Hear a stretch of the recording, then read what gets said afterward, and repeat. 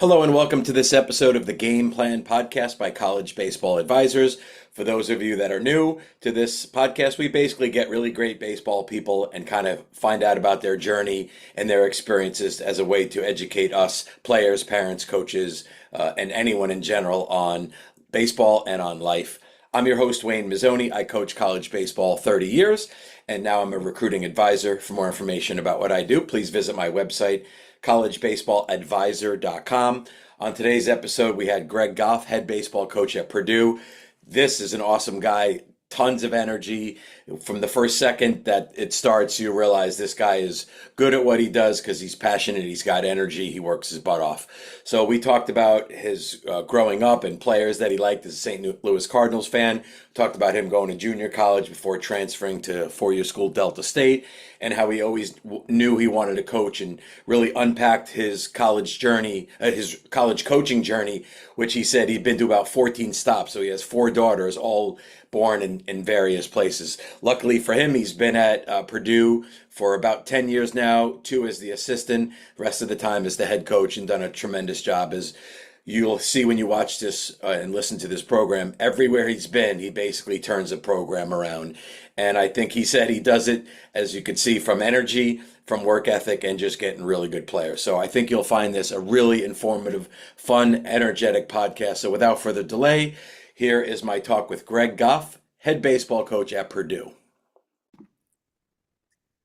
So we had a brief moment there, Coach, before I hit record, about how just tech savvy or not, that both of us are, we're similar age. But also, I started to think about this before I recorded with you. Is first of all, you and I traded a few texts during the season. That was chaotic. But the Right. bottom line is, in the modern world of college baseball, it's like Thanksgiving for a few days and Christmas Yes. to New Year's is when you could actually turn the brain off from baseball, right? That's right, Wayne. There's no doubt. I mean, people were asking me, just this week, like, where have you been? And I'm like, I'm either on the road looking at somebody in the portal or recruiting or have somebody on campus. Like, I mean, it is, my wife looks at me and goes, man, who are you talking to at midnight? I'm like, some young man on the West Coast. Like, it's just right now, it is a crazy time, but, you got to adapt or you die. And so, my Right. job is to try to keep working as hard as we can and continue to build off, this past year.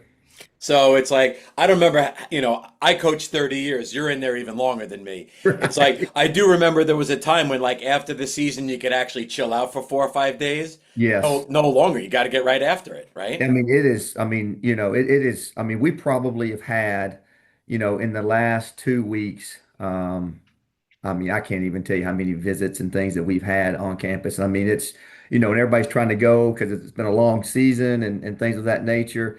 But it really, and I had to meet with a new member that's a part of uh, not just our baseball staff, but part of kind of the athletic department staff, and had to let him know, like, hey, it's go time right now. We can't take the gas off the pedal because we'll be left behind. And it's just that's probably the biggest change, to be honest with you, Wayne, is that you get done with the season, you try to catch your breath for 10 days, and then camp start and all that stuff. Well, not only do we got the portal, we got camps going and everything Oh, else, and so it has been a rat race, and I think we're pretty close to finishing it up, and then we'll get ready for the rest of summer. all right. So on that note, let's go back to a simpler time. I Okay. know from doing research and your accent, you're born in the South. You're a Tennessee guy, correct? Is that born and raised? No, I'm from Chicago. You can't tell.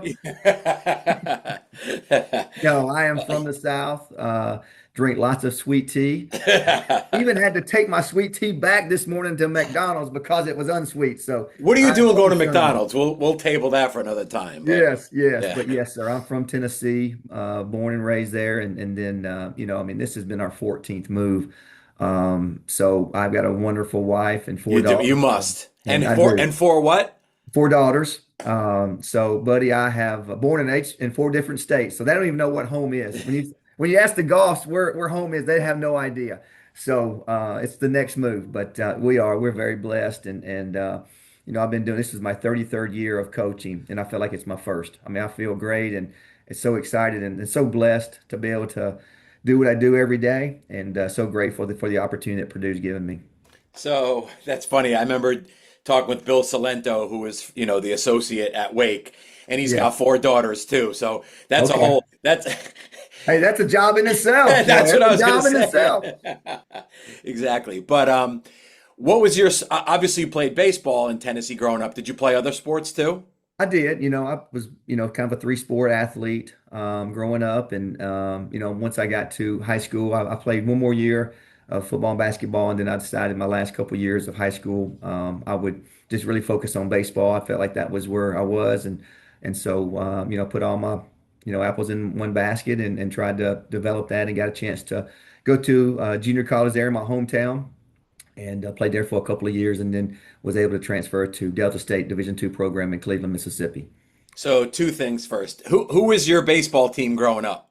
St. Louis Cardinals. You can't be from West Tennessee and not like the Cardinals. I mean, that was the closest MLB team. And so I would, when I was going on to my grandparents, my grandfather, he loved, listening to Jack Butt and them on the radio. And so I grew up a Cardinal fan and was fortunate enough to go up to some games in the old Busch Stadium. I'm that old, Wayne. I'm pretty old. So Well, uh, so am I, as you could see with the beard. Who was like one or two of your favorite players at that point? well, you loved Ozzie Smith. I mean, he was, he was a car. I mean, he was the man. And so he was always my favorite. And then Willie McGee, I loved Willie McGee, man. I just thought he could just do so much, and we like to run and do some things. And so from that aspect of it, it was those two probably were my two favorites for sure. One of my favorites became a Met, but was a Cardinals, Keith Keith Hernandez. Hernandez. Oh, Yeah, Keith yeah, yeah, Hernandez. Yeah, he yeah. was great too. He was awesome. Dude, Yeah, that guy played baseball intense. he He was did. He intense. sure There's no did. Yeah, question. there's no Um, doubt. but back to yours, like again, we're about the same age where basically there was no recruiting back in our day. I mean, Right, maybe if you pumped 95, like Mississippi State would find out about you, but right. otherwise, so is it kind of obvious why you went to the local JUCO? Is it just like, hey, this is the next logical step of where I'm at? Yep, it was. I remember my high school coach telling us seniors, he goes, hey, head coach from Jackson State Community College is going to come over. We've had a good year. We were winning, and he wanted to come over and watch you guys. And so we were able to, perform that day, and I got an opportunity. I got a phone call that night, as a matter of fact, and he offered me an opportunity to come and play there. And so I thought that was the greatest thing in the world, to be honest with you. I knew I wanted to do it, but didn't know if I was good enough to do it. And so when he gave me that opportunity, man, it was a great night. And then obviously, so you were there, correct me if I'm wrong, you were there 2 years and then you go to Delta? Yep, Okay. yep. I was there, and then I transferred to Delta and had a opportunity to play for Coach Bill Marchant down there. And really, it was just my junior college coach had played there, and that was really my connection with them. Is that he called them, and they came up and watched us, and they gave me an opportunity to go and play there. It is, it's really, I mean, we kind of started off with you saying like, you have to adapt to this environment or you're Right. not going to make it. But the reality is, think about how like different and simple your recruiting was from what Yes. you do now and what the kids do now. It's literally a completely different process. Completely different. I mean, there was no emails. There were letters. There were letters I would get in the mail and things of that nature. But it would be, hey, Greg, Coach Marchant's going to call you tonight at 8 o'clock. Make sure you're at your phone, Right, on the right. Your actual phone. on the Yeah. wall, Wayne, on the wall, on the wall. So I would be sitting there waiting for the phone call. So at that time, it was just phone calls, and it was a really different time, but what a very simple time. Yeah. When you were, towards the end at Delta, were you good enough slash thinking I'll play after college, or did you know at that point, hey, I'm going to get a job or I'm going to go into coaching? Where were you at the end of that? Well, I think we all have a dream, but reality hit me probably, my senior year, and I felt like, it's time to, really focus in on my school and get my degree. And then I always knew, Wayne, that I wanted to coach, from a Mm, young age. I always, felt like that was where my heart was leading. I was a little different than most guys growing up. My mother coached me through Little League and all the way up through. My dad worked a lot, and so my mom, she was the athlete of the family, and so she was over there out beating all those dudes and they hated it. But I just saw how much she loved coaching and being around us, and it was just a huge impact on my life. And so I always knew that I would, if I could somehow, some way, impact other people as much as she impacted me, that I'd have a successful life. It's funny. Believe it or not, you may know this. That's more rare from what I hear interviewing a lot of these people. A lot of guys Sure. got hurt and then started to coach, or they had to go back and finish their degree, and the coach Right. said, "Hey, come help out." Like, it's really interesting that you had that bug early on, Yes, sir. which is cool. So, Yes, if I have it right, do you stay on at Delta after you finish playing and start I do. coaching? Yeah. Yes, sir.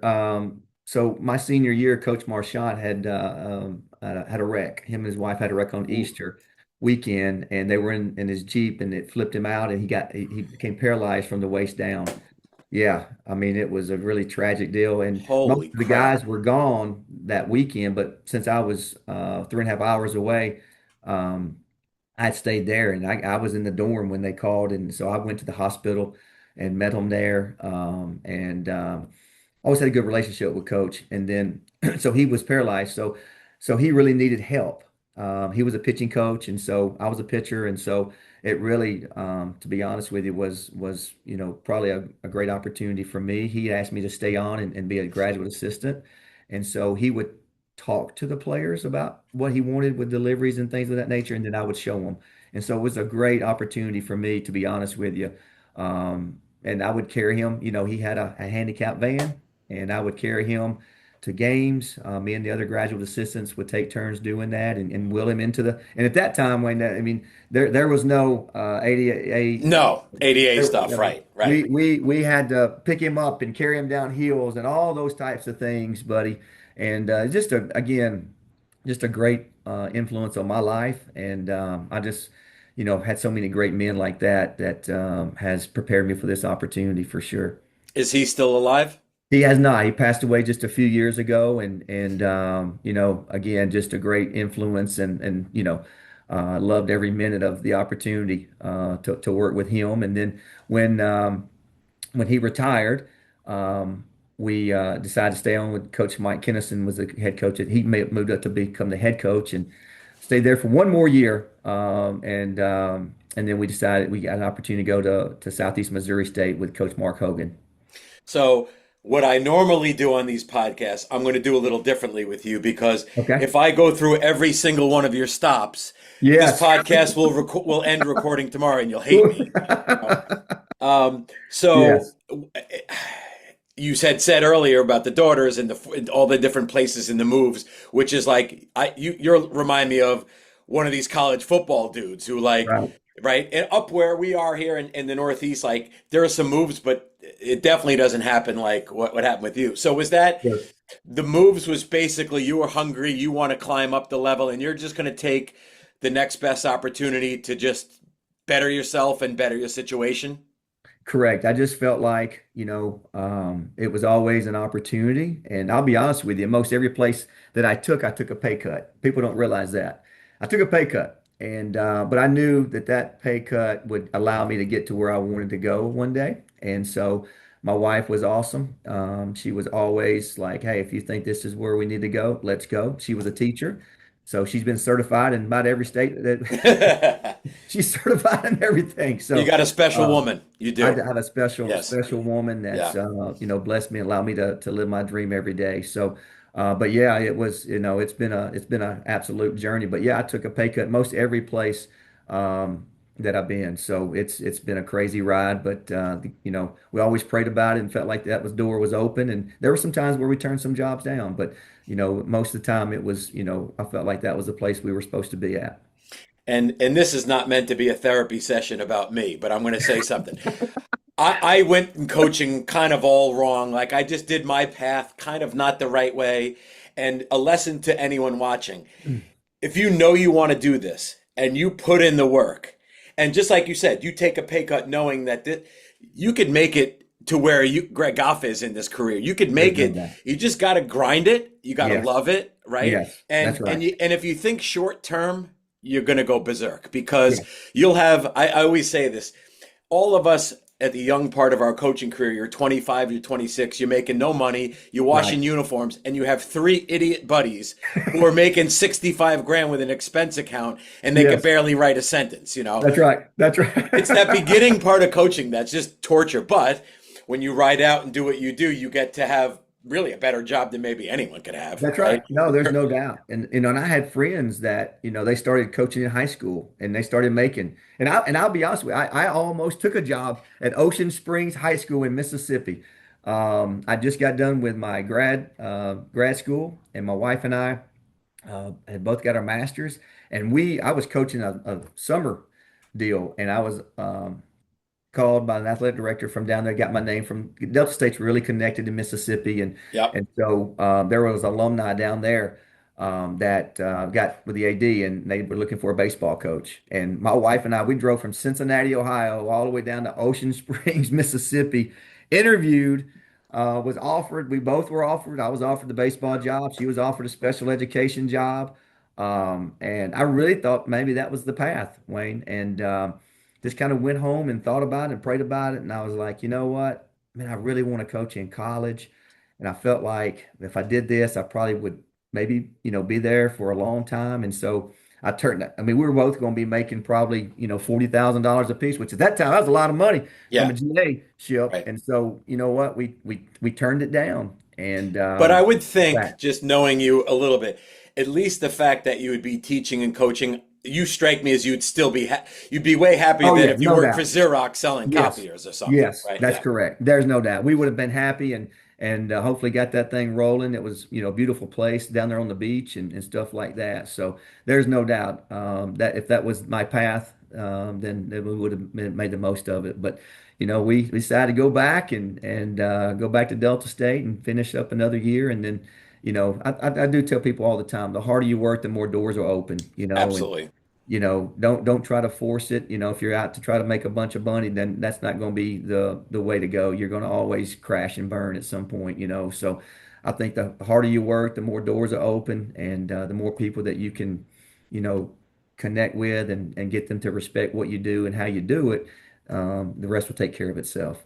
Totally agree. On this, I'm looking through. Was Montalvo? Is that how you pronounce it? Montevallo, Montevallo. University of Montevallo. Yes, Was sir. that your first head coaching job? It was, yeah. Yep, it sure was. I was at Kentucky, been there for 4 years with Coach Yep. Keith Madison.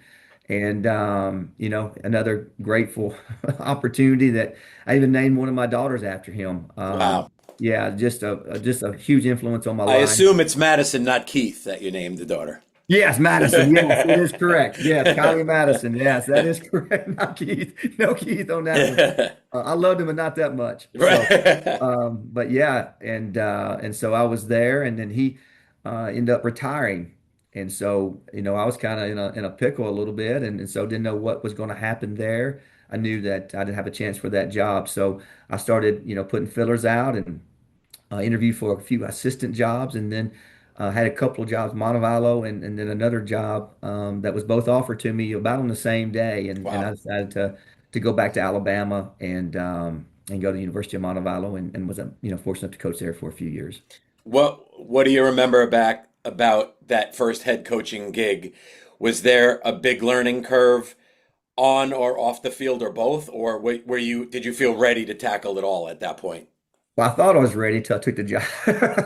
And they said, here's what you got to do. You got 10 players, you got this budget, you got to raise this amount of money, here's your uniforms. And so, Wayne, it was I was learning on the job, to be honest with you. You always think you're ready, but and that's why I was so grateful for them and the university, because they, gave my first head coaching job. And so I was kind of learning. I felt like I was prepared. I was a pitching guy. So, the pitching part of it was really good. Yep. And then I started, getting over to the offensive side of things and trying to make an offense into what I didn't like as a pitching coach. And so, I Good had some point. good assistants there, and we got that thing going. But I can remember playing Delta State and some of those guys, and I was like, oh my goodness, we're so far away. Can we ever get to the top of this league? And then, good Lord willing, a few years later, we were able to win the league and have a chance to go to the World Series and do some great things there. So, couple of things there. First of all, coming from Kentucky, which is, a well-oiled machine, right? Yeah. With all the bells and whistles, and then Right. you take this. No, was that a drastic?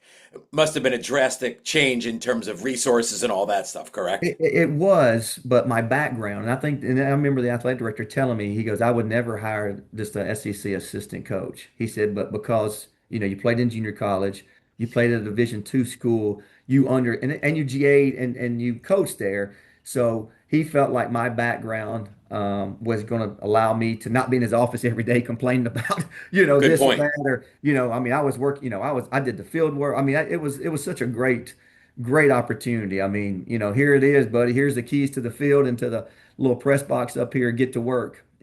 And so we did, and we started grinding and started, communicating to players our vision and what we wanted to do there. And we found the right guys to fit us into what we were able to do and do some great things. I mean, so I think I have the answer, but I'll ask the question, which is, you turn this program into a legit program, right at Montevallo, and Yes, sir. it strikes me as it's just passion. Like Yes. it's Yes. everything. It's taking care of the field, it's recruiting, it's coaching the guys up. Like that's what That's it right. sounds like. That's all it was. Fundraising, all of it. And I wouldn't take it. I wouldn't trade it for nothing in the world, Wayne. It made me who I was. It gave me an opportunity to see if I could do more with less. And I remember telling the athletic director, like, I won't be in your office. I will not be in your office. Like, I will figure it out. And I've got friends that can help me, and I have mentors that are doing it. And so, I would call people that were having success at the Division II level and go see them and just spend some time with them. Like, hey, how are you doing this? How are you fundraising and taking care of the field and all that stuff? And so, it was just to be honest, it was hard. It was really hard, but what a great blessing as I look back and reflect on my life. Those experiences were invaluable. It also seems like pretty much where you stamped your career as like I could take whatever and build it. I really It right was. because It when was. you're coaching at Kentucky, that's great for your resume, but now you're taking over a program and completely turning the ship around. It's That's right. impressive. That's right. And so, then Campbell came I was calling. gonna say, right? Yes, Another yeah. place where a lot of people told me, don't take this job. You couldn't play on Sundays when I took that job. Whoa. You had to play one on Friday, doubleheader on Saturday. And then if you didn't take this out, if you didn't play on Sunday, you had to stay over and play Monday. And so it was a difficult job. And That was the same on the road. at home and a road, it doesn't matter. Like if we even had somebody come in and we couldn't get the 3 games in on Friday, Saturday, Yeah. we would have to pay for them to stay, eat in our cafeteria, and play on Monday afternoon.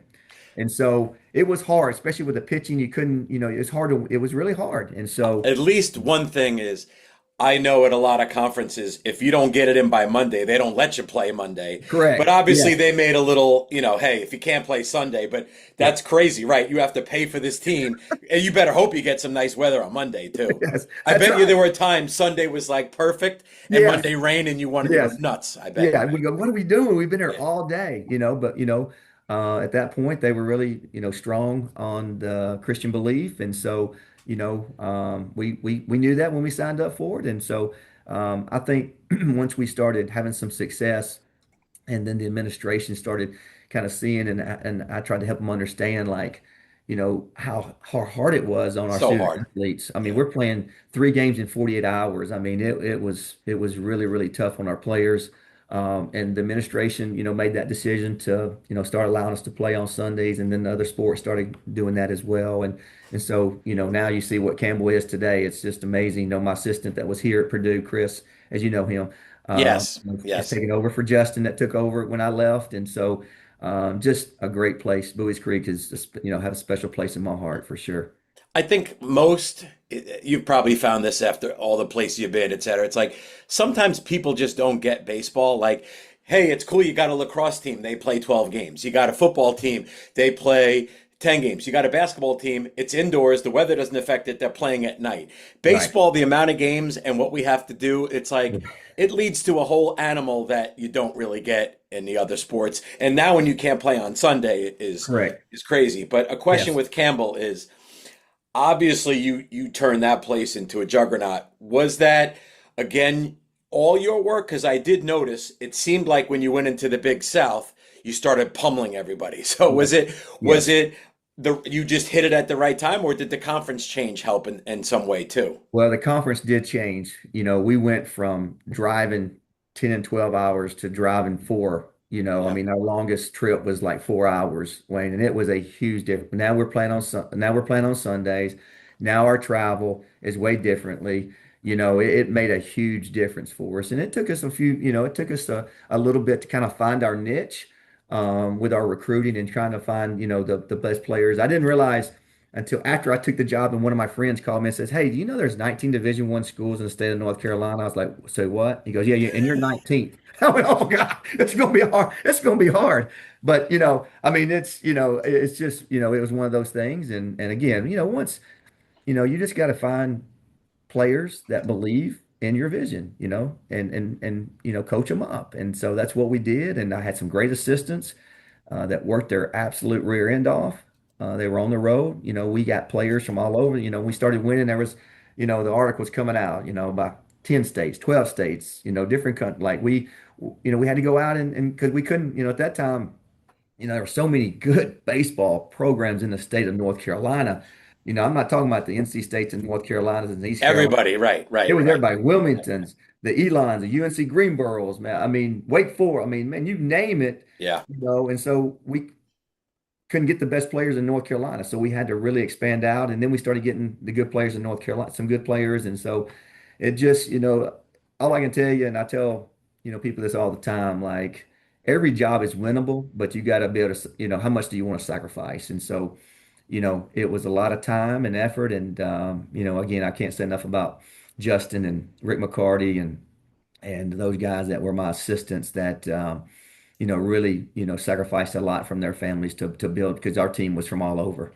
Yeah, it sounds like from I've never been to Campbell, but it sounds like from what Chris Mark said, it's like you have to find that right kid that just is a baseball lover because it's not your traditional big party school with like it's like you love baseball, this is the place to come. Is that accurate? That is correct. And Yeah. Bowie's Creek don't have a creek. I never found a creek in my 6 years anyway. So there ain't even a creek there. So they can't even run moonshine down there. So, I It's mean, so funny. it was a dry, county, and I don't know if it is anymore or not, but it was definitely not a place where if you're looking for a good college experience, besides baseball, that you would want to go. And so, we had to find the right guys that were blue collar that want to come in and make a name for themselves, and so that's what we did. So your next move is to Louisiana Tech. Interestingly enough, I know, from coaching for every, how many schools you've been to as a visitor or whatever the case is. I've never been to school there. So, was the impetus there, hey, I'm going down south? I don't know enough about the program. Was it by the time, and I know you turned it around because you always Right, do. right. So, what was the move? Was it time? Listen, I've done what I can at Campbell. It's time to move on.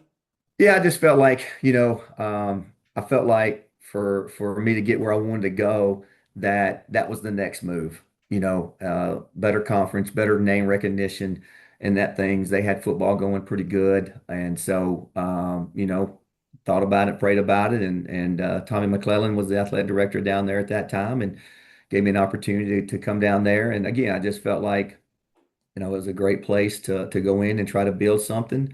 I was from the South, and the junior college system in Texas was to me one of the best, and so I felt like we could tap into that Texas JUCO system, and that's what we did. Mississippi JUCO system. I was at Delta State for a number of years, and so a lot of the JUCOs in the state of Mississippi are coached by Delta State guys, and so we were able to connect and really make a big difference and make a huge impact in year two there.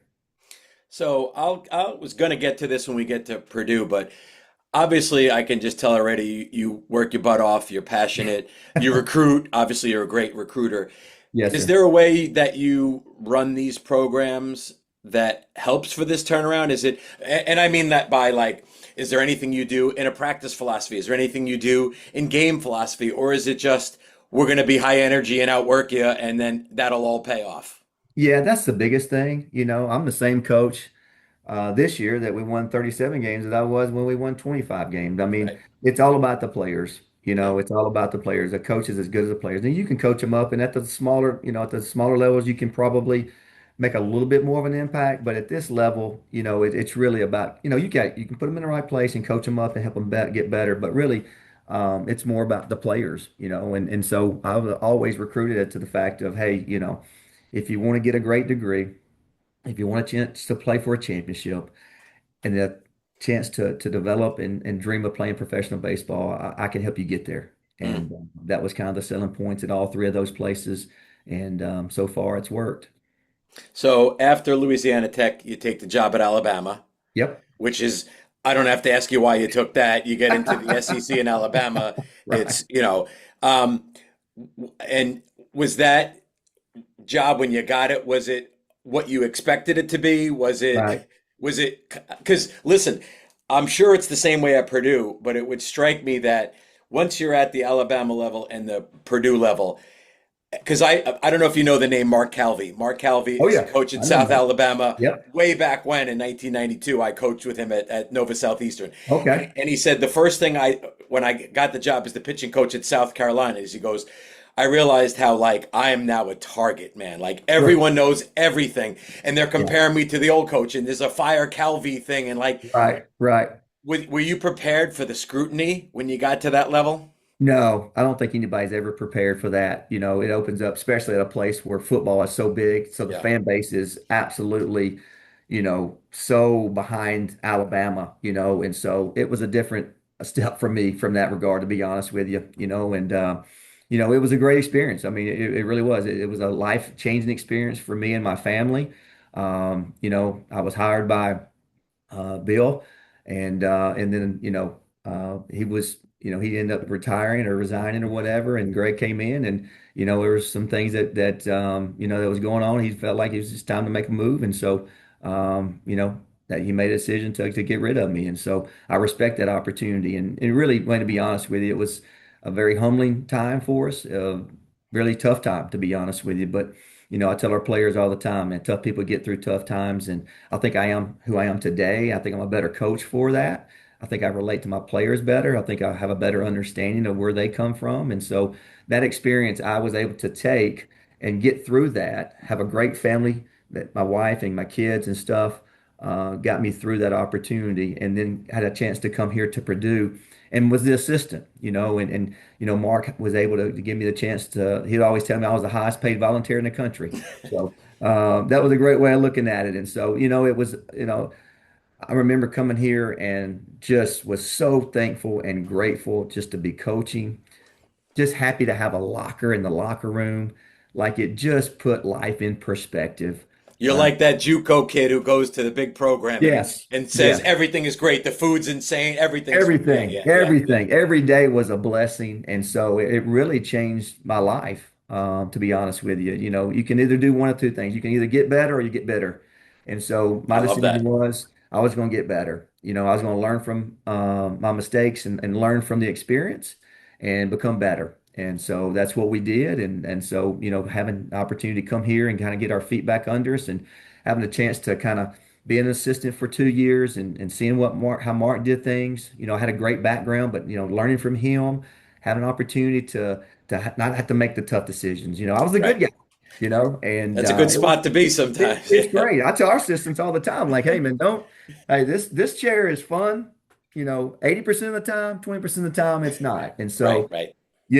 I loved it. It was awesome experience for me. And so you know, again, I could just cherish those opportunities. And I think we all want life to be easy, Wayne, but if you really want to be who you are, you have to endure some things. You have to get through some things. And Yeah. so it was And you're at that level, things are intense. I mean, I've had Scott Strickland on, who was right, at Georgia, Tracy right. Smith, who got let go at Arizona State. That's And right. and listen, here's what we're not going to do on this podcast. I'm not going to ask you any.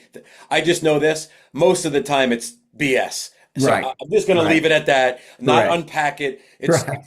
Right at all. I'm not going Yes. to unpack that at all. But Yes. good for you. You reconnected at Purdue, and then of course Mark goes to Oregon, and you take over, right?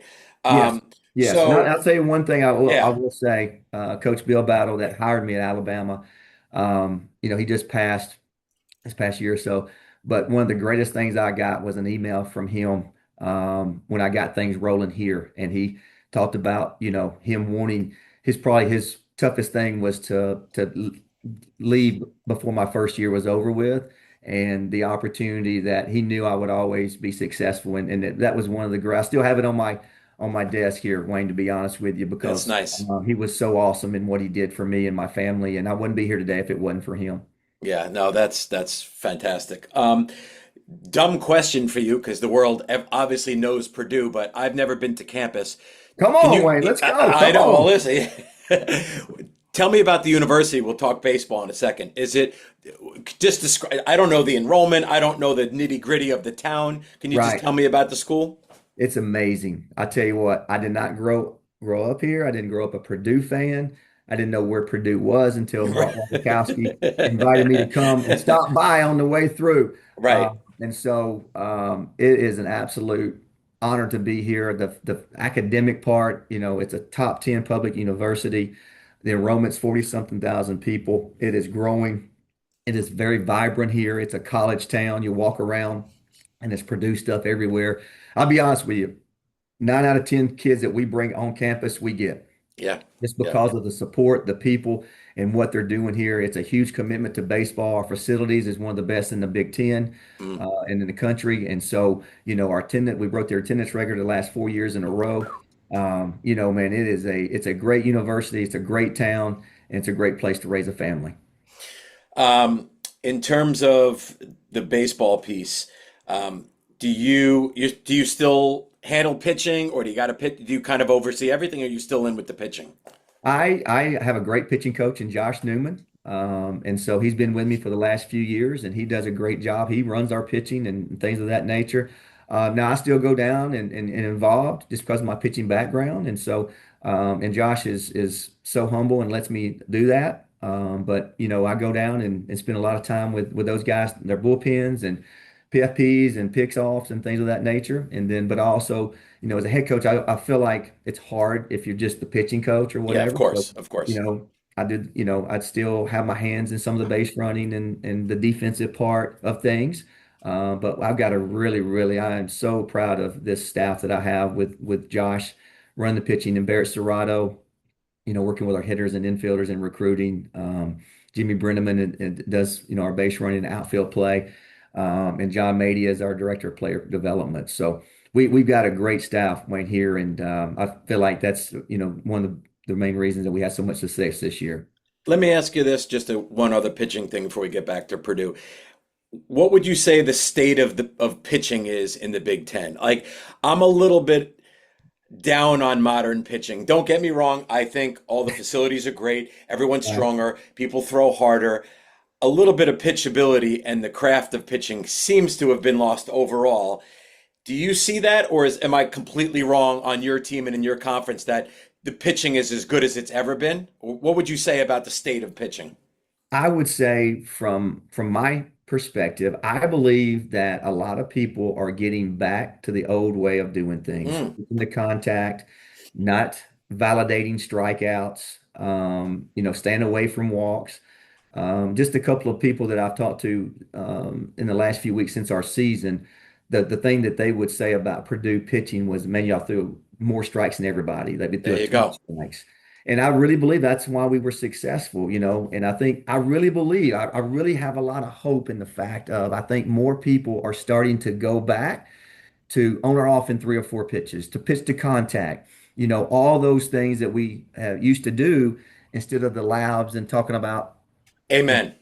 the angles and the velo and all this stuff. It's so funny that and we have that. We have TrackMan, we have And Corporate you need TrackMan. that, and it We matters. need that, Yeah, okay? The yeah. players want that, and I'm good with that. Yes. Hey, I can just tell you this. I'll be in a bullpen setting, and we have a young lady that usually runs our TrackMan portable stuff on our bullpens. Yep. And I'll look at her and I'll say, "Hey, Allison, that was a great pitch." And she go, "Yes, coach, it was." I said, "Hey, 33 years right here. These don't lie, right? Right, And right. the hitters don't lie."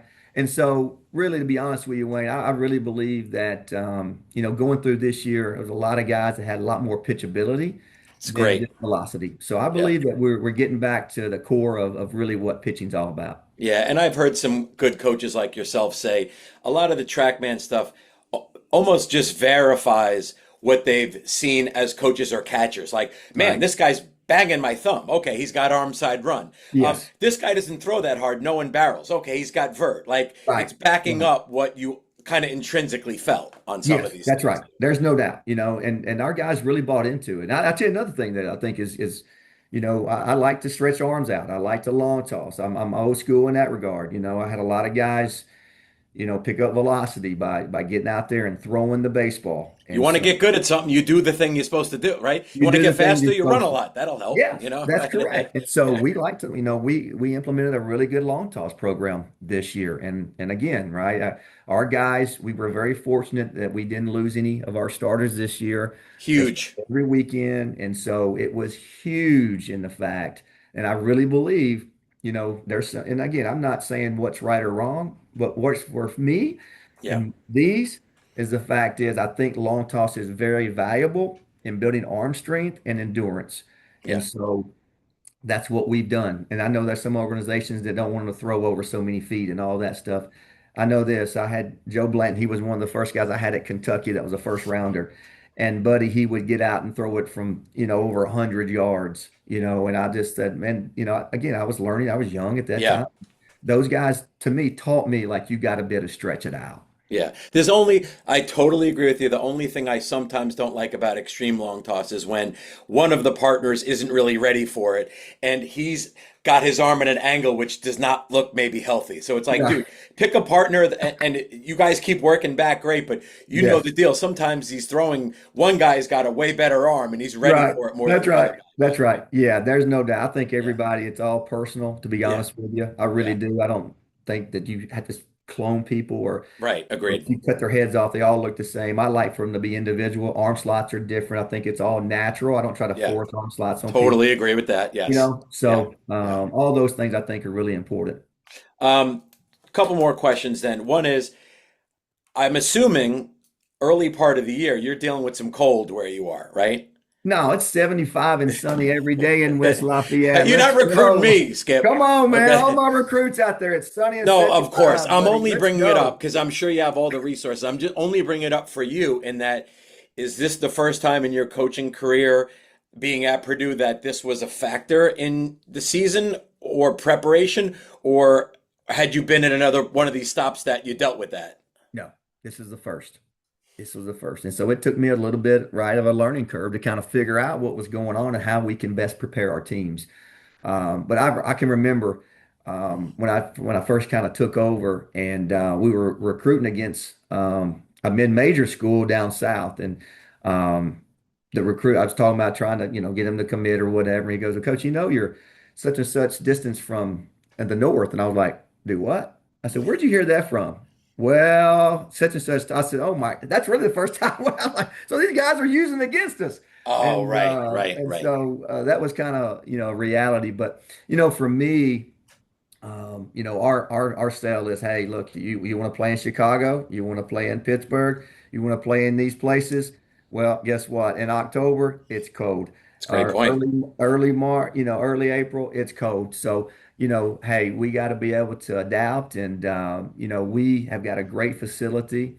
We don't miss a beat, I'm and sure. you can see that, we have been able to get off to a great start the last few years, and I felt like it's because of all the facilities that we have, the indoors and things like that. And There is something about being indoors where you have maybe smaller groups, you're intimately it close. is, They it get a is. crap load of swings. Like, Yes, you do come out of the gates in good shape from that we setup. do. And Yeah, and we yeah, try to, and I'll tell you now, we will force getting outside. We'll yeah. get outside for if whether it's 30 minutes or whatever.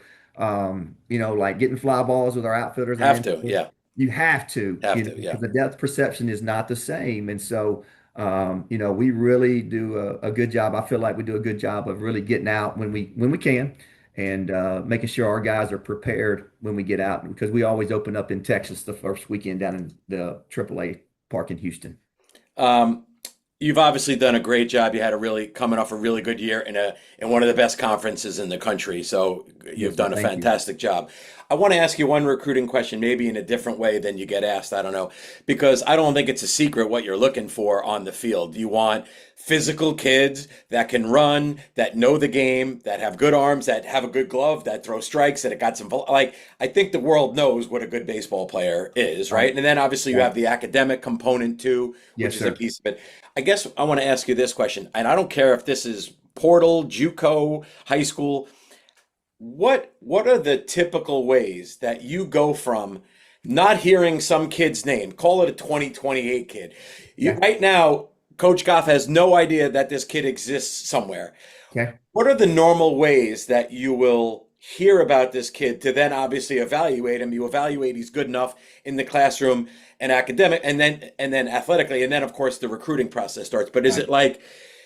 is it camps? Is it talking to people that you trust? Is it email, video? Sure. Is it a little bit of everything? I think it's a little bit of everything, Wayne, to be honest with you. We've been fortunate we've probably signed two or three guys out of our camps every year, to be honest with you. And we do a good job. We try to promote those camps. And I think the people respect the fact that when we do a showcase camp, like all of my coaches are here. Like I Yeah, want them yeah. all here to evaluate, and we do have two of those a year. And we've been able to sign a couple guys out of there. I And by think the way, when people, it drives me nuts because again, I coach 30 years now. I help kids get recruited. I hear right, it's a money grab. I go, it's the dumbest term I've ever heard in my life. Number right, one, it's a legal tryout. Number one, right. you want to Yes, get recruited by Purdue, or do you yes, want Purdue to tell you, hey, you're a nice player. It's not going to work at this level. Go correct. look elsewhere. Yes, That's as valuable as anything could be. And then, yes. of course, I'm sure camps are also run where, like, hey, there's a little bit of instruction. Here's how we do Right. thing at Purdue. You want to That's right. realize, I just drives me nuts. Yes. You're not holding a camp going, I hope everyone shows up and stinks so we can take their money. You're Yeah. you're hoping they show up and go, hey, I would love to find a Friday night guy out of this camp. It'd be great, There's right? no doubt there, Yeah. and I tell, I went through this process. I have my daughters were softball players, and so I went through the same process that they're going through, Wayne. And I'm just telling you, and I tell all of I meet at the end. I meet with all the kids that come to our camp, and I bring the parents in. Yeah. And I open it up. What do you want to know? And I tell them, this is the surefire way knowing whether or not we're going to offer you by coming to our camp. So we evaluate you. We meet on Monday. We go through the process of who we want, and then we communicate with those kids. Like that's the way it is. And so Yeah. I tell everybody, if you have an interest, be realistic, but if you have an interest and Right. you want to know where that program is, go to the camp and make sure the coach is there and they're evaluating you and you'll see. And so Yeah. I'm a big, and again, I don't think going to 20 camps are good, but I think No. If you really love realistically, the school and you think you fit, it's a yes, no-brainer. it's a no-brainer. It's the best way to get in front of the coaches, and that's what we do, and that's what we promote. And we've been fortunate to get two or three kids out of it each year. Yeah, and the only thing I deal with sometimes, which you probably don't get, because I'm imagining while you get average players, which is fine, I'm Right, sure you get really good players. But a right, lot of kids that I'll deal with go to a camp and they say to me, oh, I definitely was the best catcher there. And right, I say, okay, I believe you. I'll talk to the coach. Just because you're right. the best catcher there, you may be well below the catcher that they That's right. still need. So, Yes. yeah, you won. It's like, hey, great, that's great. But it doesn't mean they're just going to throw everything at you because you were the best kid on that day, right? That's right. And that's what a lot of people don't understand. And that's what I tell the kids that come, like, do your research. Like, what positions are they needing? If Right. you are a catcher and Purdue has two returning catchers and one committed, you can find all that information on the internet. Yep.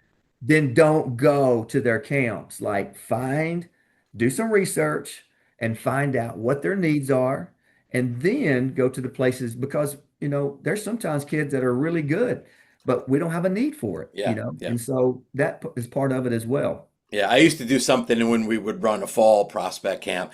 Hmm. I think it was legal, but it was we Let's would hope have. so, Wayne. Yeah, Let's let's hope hope so. so. Hey, I'm out of coaching. What can they do now?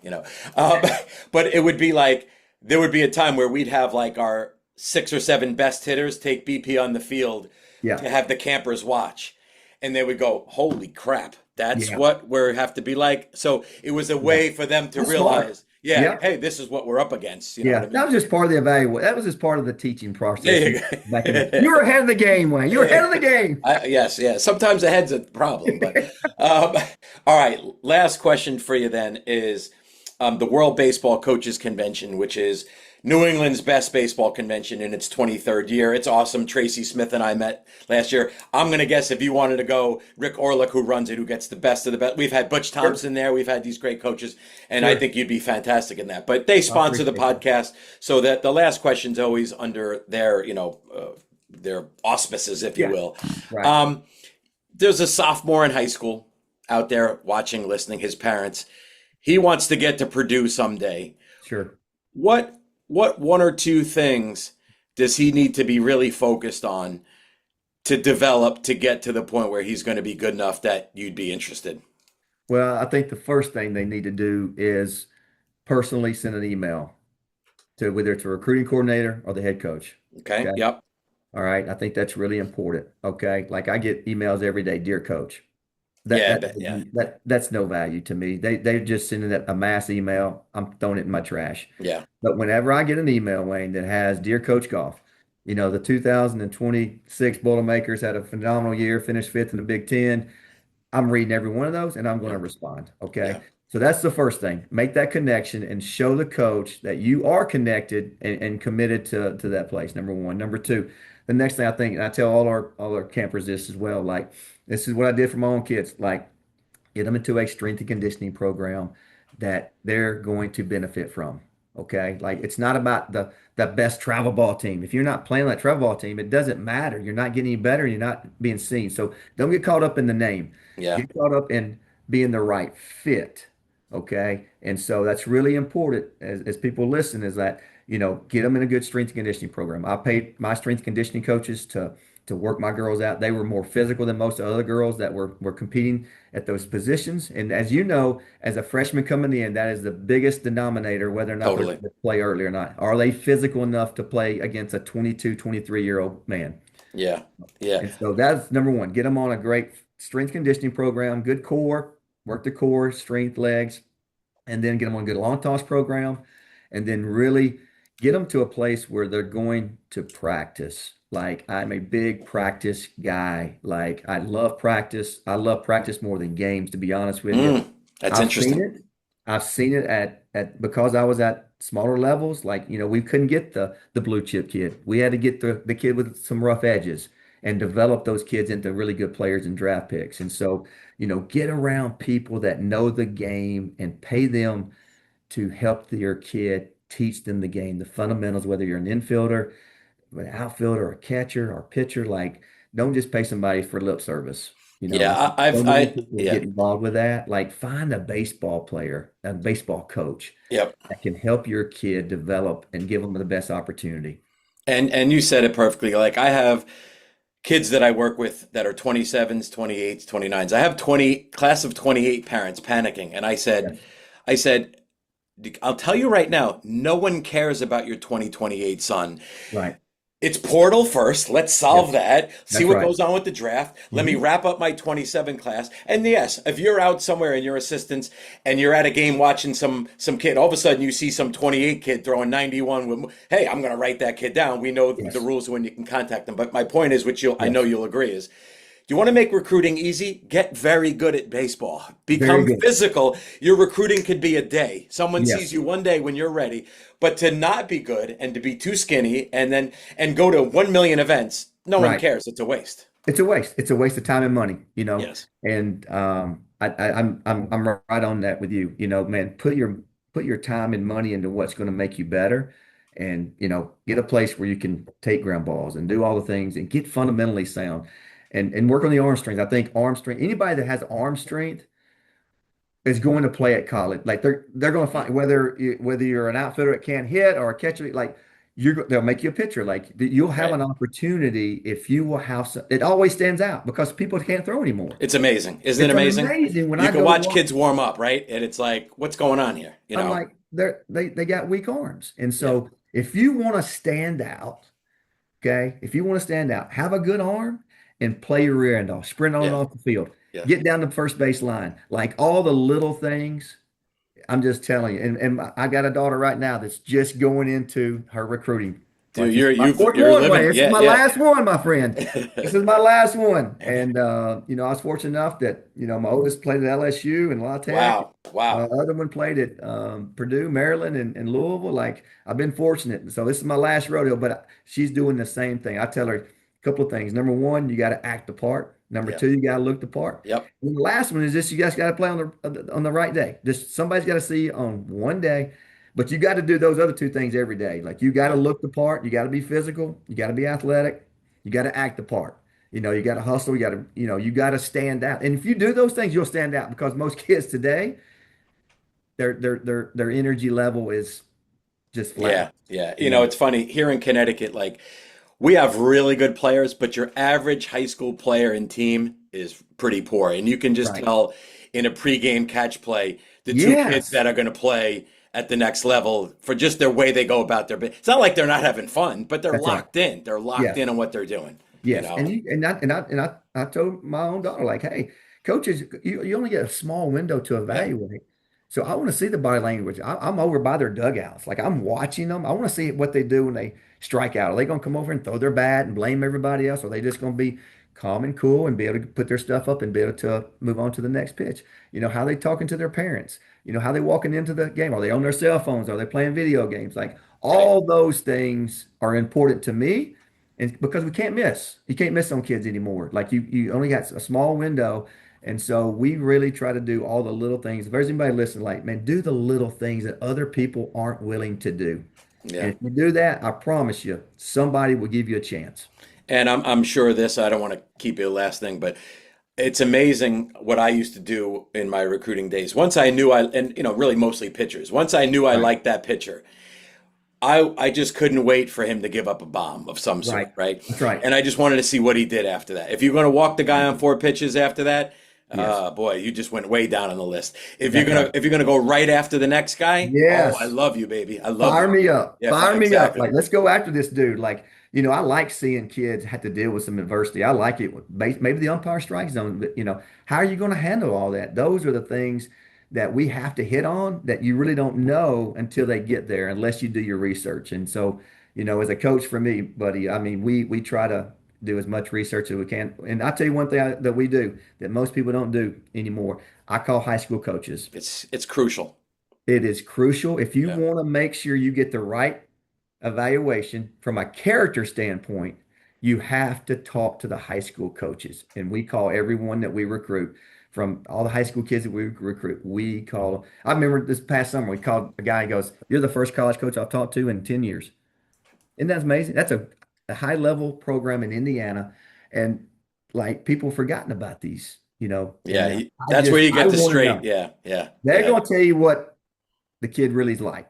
100%. Yeah, they know him better than anyone, Everybody. usually. They know the Yeah, parents. yeah. They're not out trying to make any money. Like all they're trying to do is give you the best evaluation of the kid. And I think that's, you get it straight from the horse's mouth. And of course, in a high school season, you're actually trying to win games as opposed to the summer where you're trying to, let's face it, it's set up to show yourself, unfortunately, right? I used to watch these games, these travel games, and I'd see like a kid score and like nobody would even pick the guy up. It's like, They oh wouldn't my pick him God. up. Oh, it drives you insane. Insane. Insane. You Yeah. gotta get the butt down. Nobody said like, No one says a word, listen, right? Yeah, yeah. man, this is the game. This is the Yeah. game. So you get I me know. fired up this morning, Wayne. You get me Well, fired up, man. I'm ready to well, go. I wish I had practice today. Well, you know what though? This is what I was good at when I was coaching was like basically saying you're on the planet for a short time. You get this gift to be playing college baseball. You are so freaking lucky. You know how many kids Yes, come to camp, email us that don't have a sniff to be at this level? that's right. Dude, you better be flying around and be putting this. It doesn't mean you don't have downtime, but like, Right. we all get down, but it's like Yeah. you got to have this pumped up energy about you. Every day. Otherwise, it's not going to work because it's too freaking hard. It's just It's too too hard. hard. It's Yeah. too hard. And that stuff's contagious, and money. You get a couple of guys like that, man, it's amazing what it can run through a team. And you can have it the other way. That's And very so, true. you know what I mean? We've Like all been on both sides of that. I Yeah. want Energizer bunnies, man. I want to recruit positive guys, man. And you surround yourself with positive things. Usually a positive outcome is going to happen. Well, now I know why other coaches were telling us we had to get together on this because we're the same age. You know, you're clean shaven, I got a mess here, but see, you could do this when you're not coaching. You could just shower later in the day if you want. Ever hit the gym? Exactly. Hey, listen, Exactly. you're the man. This was so freaking awesome. I loved hanging out Great. with you. This was great, and we'll talk soon. But I appreciate you joining me so much. It was great. Well, I'm glad we finally could connect and get on here and do that and appreciate what you do for college baseball and what we do. Your voice and your opportunity to get out and to reach out to other people is a lot to me. And that's why, I felt like I need to do this with you. And, hey, anything we can do. Hey, you need to come to West Lafayette. You need to come down here and watch a game. I'd say probably April, May more than in March. Right. And you will love it. It'll be a packed house. Yeah. And, Every time I talk to coaches, like I talked to Kermit Smith at Appalachian State, yep. and he's like, Yep. "Come down, I'll get you an Adirondack chair in front of a fire pit for the game." And I go, Yeah. "Oh man!" Like there's a lot of good, Listen, and again, from where I am in New England, I mean, yeah, UConn's got a great place, of course, Binghamton does, and Boston Yep. College. Right. But the season, it was a rough season of weather. So like, Right. it's like, I don't know if that's part of why I'm out of coaching is to not freeze my butt off at April 2nd. You know what I mean? All No right, doubt. No doubt. coach, Hey, Wayne, it's been great. it was Appreciate you. awesome. All right, And buddy. Bull her up. All right, you got it. Thank you so much for listening to this episode of the Game Plan podcast by College Baseball Advisors. I'm Wayne Mazzoni. For more information about what I do for recruiting and to see my background, please visit my website, collegebaseballadvisor.com. I hope you enjoyed this really informative, fun episode with Greg Goff, head baseball coach at Purdue. Previous to this episode, we had Kevin Tyrell, head baseball coach at University of Chicago. And then our next episode will be with Brian Fay, who is a longtime assistant and then the associate head coach at Fairfield U. And with Bill Currier retiring is now taking over, so he'll be our next guest. But thank you again so much for listening, and we'll see you on future episodes.